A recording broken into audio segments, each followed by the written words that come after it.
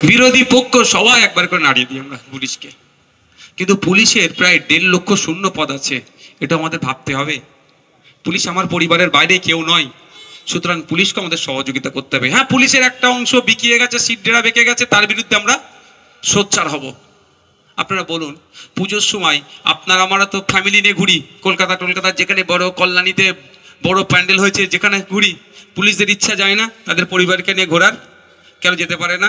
আপনি আমি যাতে পুজোটা তাপসবাবু কি সুষ্ঠুভাবে ট্রাফিক থেকে শুরু করে যে সমস্ত সিস্টেম আছে সুষ্ঠুভাবে যাতে আমরা পালন করতে পারি, সেই জন্য আমাদের জন্য স্যাক্রিফাইস করছে।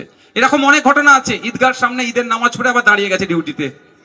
আমরা ঈদের নামাজ পড়ে মহল্লাতে গিয়ে পাড়াতে গিয়ে ঈদ উদযাপন করি পরিবার পরিজনকে নিয়ে, ওকে নিয়ে কি পারেন? স্যাক্রিফাইসটা কাদের জন্য করে? আমাদের জন্য করে, যাতে আমরা সুষ্ঠুভাবে ঈদ পালন করতে পারি। সুতরাং পুলিশকে আমরা অনেক সময় অনেক কথা বলি, আমি অনুরোধ করবো আজকে এখানে দাঁড়িয়ে একটাই, যে আমরা পুলিশকে সবসময় সহযোগিতা করব। কোনো ধরনের বাজে কিছু ঘটনা ঘটতে পারে যদি আমরা পাই খবর, সঙ্গে সঙ্গে আমরা পুলিশকে জানাবো। এই ধরনের বাজে ঘটনাগুলোকে আমরা ঘটতে দেব না এবং সহযোগিতা করব। কার জন্য মারপিট করবেন? তৃণমূলের জন্য? যখন তখন আপনাকে পার্টি থেকে বার করে দেবে, হচ্ছে না? কি করবেন আপনি? যে দাদা দিদির জন্য আপনি মারপিট করবেন? এই আমাদের ভাঙড়ে দেখুন না, তৃণমূলের শওকত মোল্লা ঘনিষ্ঠ খুন হলো, আর শওকত মোল্লা ঘনিষ্ঠ অ্যারেস্ট হলো। আর কি বলছে এখন মাইক ধরে, মুফাজ্জেল মোল্লা সহ যারা অ্যারেস্ট হয়েছে জানো না ছাড় পাই। বুঝতে পারছেন? আর পাশে দাঁড়াচ্ছে না। আর সঠিক তদন্ত হলে যে বলছে না ছাড় পাই, তা সেও হয়তো জড়িয়ে যেতে পারে। তাহলে বিপদে পড়ে গেছে, আপনার পাশে আর দাঁড়াবে না। আপনাকে বাঁচানোর জন্য এই অশোকনগরের আপনি বিপদে পড়েছেন, নওশাদ সিদ্দিকী ফুরফুরা শিব থেকে আসতে গেলে 3 ঘন্টা টাইম লাগবে প্রায়। শুভেন্দু অধিকারী মেদিনীপুর থেকে আসতে গেলে 5 ঘন্টা প্রায় টাইম লাগবে। মমতা ব্যানার্জি কালীঘাট থেকে আসতে গেলে, ওরা তো আসবে না, আমি বোঝার জন্য বলছি, অভিষেক ব্যানার্জি কালীঘাট থেকে আসতে গেলে 4-3 ঘন্টা মতো টাইম লাগবে। কিন্তু আপনি বিপদে পড়েছেন, আপনাকে আপনার প্রতিবেশী বাঁচাবে। সে বিজেপি করতে পারে, তৃণমূল করতে পারে, আইএসএফ করতে পারে, সিপিএম করতে পারে। তাই অনুরোধ আমার আপনাদের কাছে, রাজনৈতিক হিংসা বন্ধ করুন।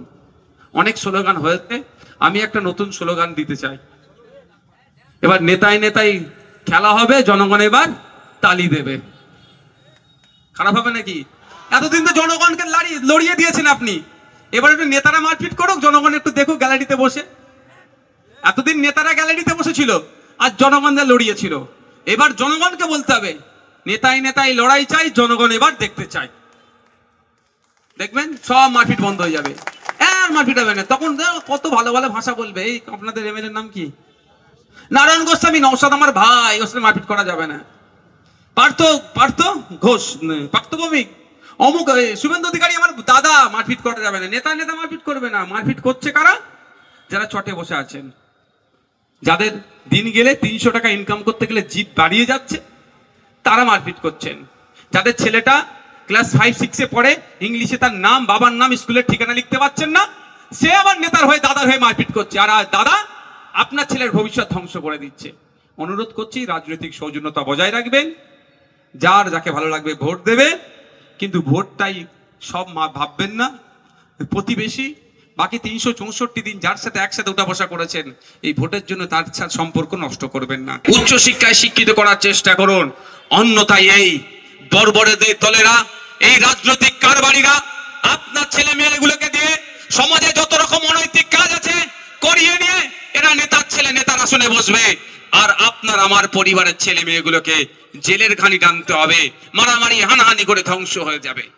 বন্ধুগণ, দ্বিতীয় যে কথা আমি আপনাদের কাছে অনুরোধ করব, রাজনীতি করুন, সৌহার্দ্যের পরিবেশ তৈরি করুন, সৌজন্যতার রাজনীতি করুন। আচ্ছা বন্ধুগণ যারা আছেন একটু আমাকে বলবেন, শুভেন্দু অধিকারীর সাথে মমতা ব্যানার্জির কোনোদিন হাতাহাতি দেখেছেন আপনারা? কেউ দেখেনি, আর দেখতেও চাই না। অধীর রঞ্জন চৌধুরীর সাথে অভিষেক ব্যানার্জির হাতাহাতি লড়াই হয়েছে?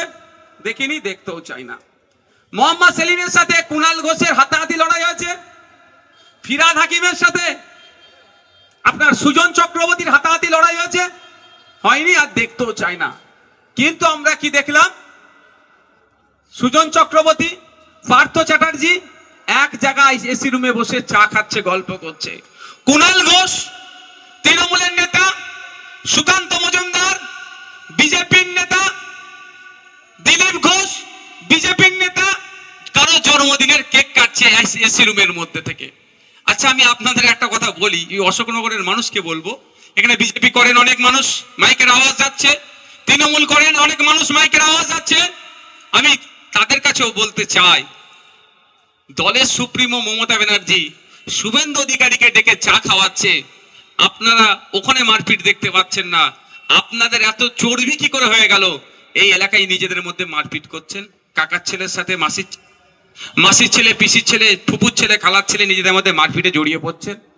আমার অনুরোধ, অনেক হয়েছে, শুধু পাবলিককে বোকা বানানো হয়েছে, পাবলিকের মারপিট হয়েছে।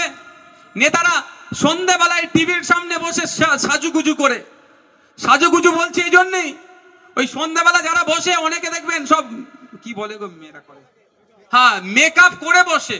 আমার নিজের অভিজ্ঞতা, ওই আমি একটা ডিবেটে যাচ্ছি, ও আমাকে বলছে এই আমাকেই মেকআপ করাতে এসেছিল।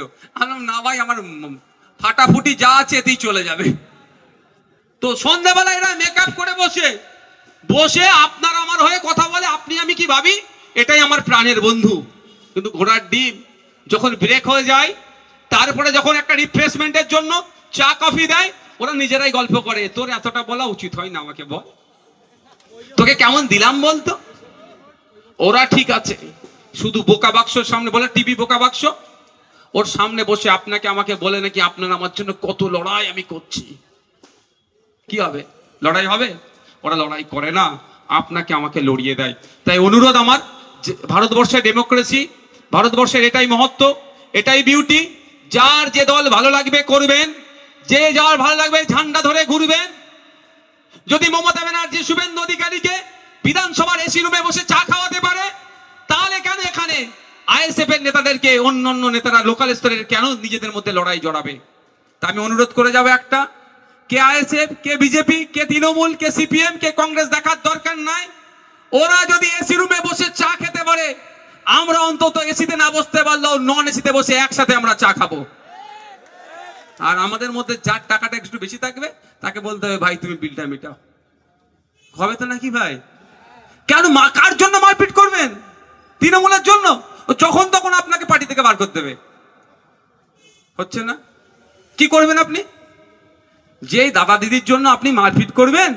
এই আমাদের ভাঙড়ে দেখুন না, তৃণমূলের শওকত মোল্লা ঘনিষ্ঠ খুন হলো, আর শওকত মোল্লা ঘনিষ্ঠ অ্যারেস্ট হলো।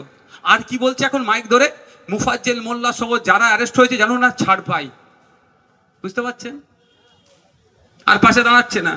আর সঠিক তদন্ত হলে যে বলছে না ছাড় পাই, তা সেও হয়তো জড়িয়ে যেতে পারে। তাহলে বিপদে পড়ে গেছে, আপনার পাশে আর দাঁড়াবে না। আপনাকে বাঁচানোর জন্য এই অশোকনগরের, আপনি বিপদে পড়েছেন, নওশাদ সিদ্দিকী ফুরফুরা শিব থেকে আসতে গেলে 3 ঘন্টা টাইম লাগবে প্রায়। শুভেন্দু অধিকারী মেদিনীপুর থেকে আসতে গেলে 5 ঘন্টা প্রায় টাইম লাগবে। মমতা ব্যানার্জি কালীঘাট থেকে আসতে গেলে, ওরা তো আসবে না, আমি বোঝার জন্য বলছি, অভিষেক ব্যানার্জি কালীঘাট থেকে আসতে গেলে 4-3 ঘন্টা মতো টাইম লাগবে। কিন্তু আপনি বিপদে পড়েছেন, আপনাকে আপনার প্রতিবেশী বাঁচাবে। সে বিজেপি করতে পারে, তৃণমূল করতে পারে, আইএসএফ করতে পারে, সিপিএম করতে পারে। তাই অনুরোধ আমার আপনাদের কাছে, রাজনৈতিক হিংসা বন্ধ করুন। অনেক স্লোগান হয়েছে, আমি একটা নতুন স্লোগান দিতে চাই। এবার নেতায় নেতায় খেলা হবে, জনগণ এবার তালি দেবে।